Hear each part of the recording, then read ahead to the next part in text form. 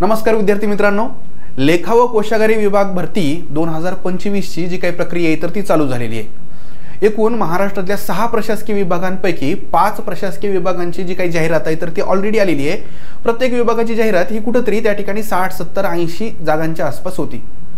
पण आता या ठिकाणी ज्या विभागाच्या जाहिरातीची सर्वजण प्रतीक्षा करत होते मित्रांनो, ती जाहिरात म्हणजेच कोकण प्रशासकीय विभागाची जाहिरात आज आलेली आहे आणि अपेक्षेप्रमाणे या ठिकाणी भरघोस अशा जागा या जाहिरातीमध्ये आपल्याला पाहायला भेटतात।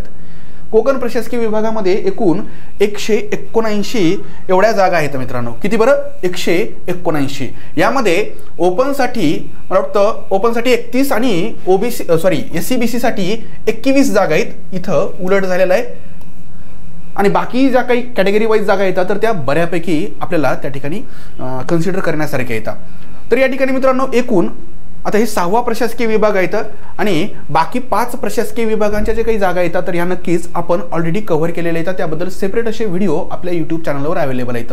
आता इथं सगळ्यात महत्त्वाचा प्रश्न या ठिकाणी फॉर्म कुठं भरायचा, कारण पुणे प्रशासकीय विभागाची जी काही फॉर्म भरण्याची डेट आहे तर ती मला वाटतं 30 जानेवारीला संपलेली आहे। पण बाकी जे काही प्रशासकीय विभाग आहेत तर त्यांचे फॉर्म तुम्ही भरू शकता। विद्यार्थ्यांच्या मनामध्ये प्रश्न येतो की बाबा एकापेक्षा जास्त ठिकाणी आपण फॉर्म भरू शकतो का? तर निश्चितच भरू शकतो, कारण जाहिराती वेगवेगळ्या आलेल्या येतात। त्यामुळं फॉर्म भरण्याची जी काही लिंक आहे ती देखील वेगवेगळी आहे। आता या सगळ्यांची जी काही पेपर असतील तर ते एका दिवशी होतील की वेगवेगळ्या दिवशी होतील, तर मोस्ट प्रोबेबली जाहिराती वेगवेगळ्या आलेल्या येतात, त्यामुळं पेपर देखील त्या ठिकाणी वेगवेगळ्या दिवशीच होतील। फक्त एवढंच आहे की तुम्हाला आर्थिक बर्डन मात्र बरंच येणार आहे, कारण या ठिकाणी फीज जी आहे तर ती 1000 रुपये, ओपनसाठी 1000 रुपये फी आहे। त्यामुळे एकापेक्षा जास्त ठिकाणी जर तुम्हाला फॉर्म भरायचे असतील तर तुम्ही त्या ठिकाणी विचार करूनच फॉर्म भरा। आता या ठिकाणी फॉर्म भरताना क्रायटेरिया काय आहे, तर सगळ्यात महत्त्वाची पात्रता ही जी काही आहे तर ती कोणतीही पदवी तुम्हाला चालते, हे एक चांगलं आहे।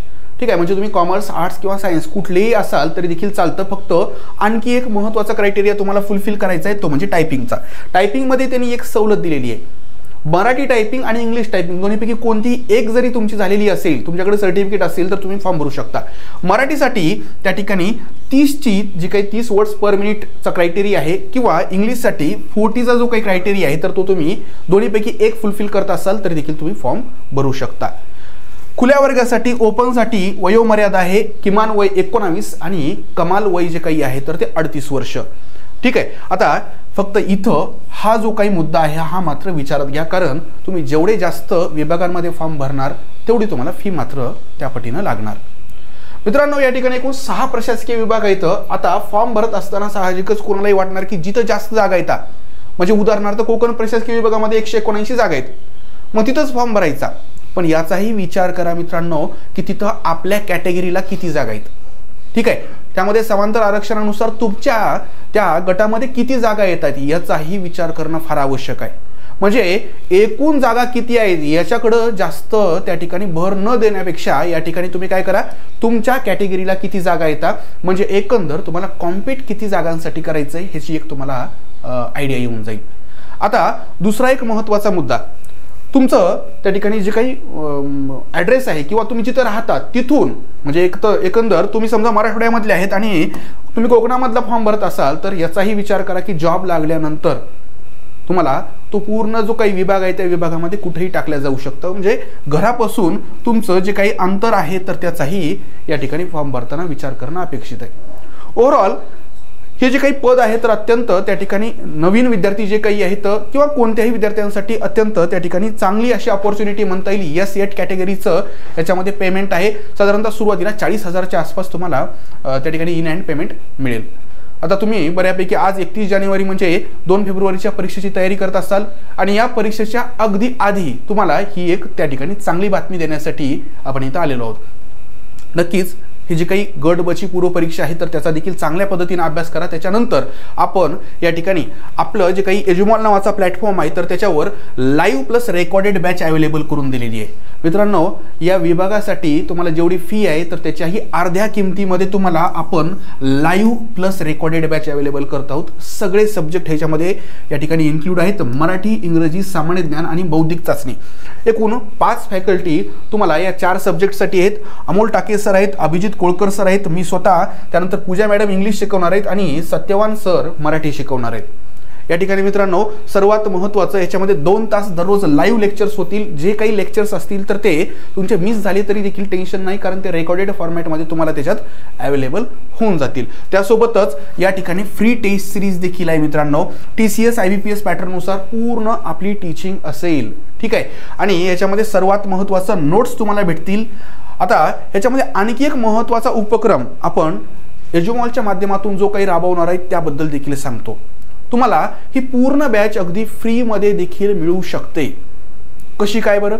तर यासाठी मित्रांनो आपण या ठिकाणी 8 टेस्ट घेणार आहोत। प्रत्येक रविवारी ही टेस्ट असेल सायंकाळी 5 वाजता, लाईव्ह टेस्ट असेल। यामध्ये एक टेस्ट ऑलरेडी झालेली आहे मित्रांनो। आता पुढची टेस्ट जी काही आहे तर ती 2 फेब्रुवारीला आहे सायंकाळी 5 वाजता। थोडंसं याच्यामध्ये टाइम चेंज होऊ शकतो कारण त्याच दिवशी तुमची परीक्षा देखील आहे। पुढच्या जे काही टेस्ट आहेत तर त्या देखील पाहून घ्या। म्हणजे या ज्या काही पहिल्या 4 टेस्ट आहेत तर या सेक्शन वाईज आहेत, मराठी, इंग्रजी, सामान्य ज्ञान आणि बौद्धिक चाचणी। आणि पुढच्या ज्या काही आहेत तर ह्या फुल लेंथ टेस्ट आहेत। आता ही टेस्ट जेव्हा आपल्या ॲपवर, आपल्या ॲपचा लोगो देखील पाहून घ्या, प्ले स्टोअरवर ॲप डाउनलोड करा तुम्ही, आणि याच्यावरून तुम्ही जेव्हा ही लाईव्ह टेस्ट द्याल ना तर त्या टेस्टमधले जे पहिले 3 विजेते असतील ना मित्रांनो तर त्यांना आपली लेखा कोशागाराची जी लाईव्ह बॅच आहे, लाईव्ह प्लस रेकॉर्डेड बॅच, तर ती अगदी मोफत मिळून जाईल।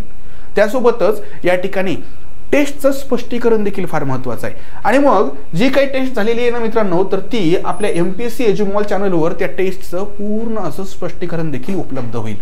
ते स्पष्टीकरण देखील बघून घ्या मित्रांनो। एकंदर याच्या माध्यमातून आपला एक प्रयत्न असा आहे की विद्यार्थ्यांची सर्वांगीण अशी तयारी या परीक्षेच्या दृष्टीने व्हावी। त्यासोबतच आपण या परीक्षेसाठी तुम्हाला जरी क्लास लावायचा नसेल, तुम्ही ऑलरेडी अभ्यास केलेला असेल, तुम्हाला जर कॉन्फिडन्स असेल तर आपली फ्री टेस्ट सिरीज जॉईन करू शकता आपल्या याच ॲपवर। या ॲपची वाटलं तर लिंक देखील मी खाली देतो व्हिडिओच्या खाली। तर या ठिकाणी मित्रांनो जी काही टेस्ट सिरीज आहे तर ती अगदी फ्री आहे। साधारणतः 2000 पेक्षा देखील जास्त PYQ प्लस प्रॅक्टिस क्वेश्चन जे काही आहेत तर ते त्याच्यामध्ये उपलब्ध आहेत। त्यामुळं या ठिकाणी जरी तुम्हाला जर वाटत असेल की माझा अभ्यास बऱ्यापैकी झालेला आहे तर ही टेस्ट सिरीज नक्की सोडवा मित्रांनो, नक्की तुम्हाला फायदा होईल। आणि याबद्दल कोणताही डाऊट असेल तर तुम्ही कमेंट बॉक्समध्ये विचारू शकता। आमची टीम जी आहे तर ती तुमच्या प्रत्येक शंकेचं निरसन करण्यासाठी नेहमीच तत्पर असेल। धन्यवाद।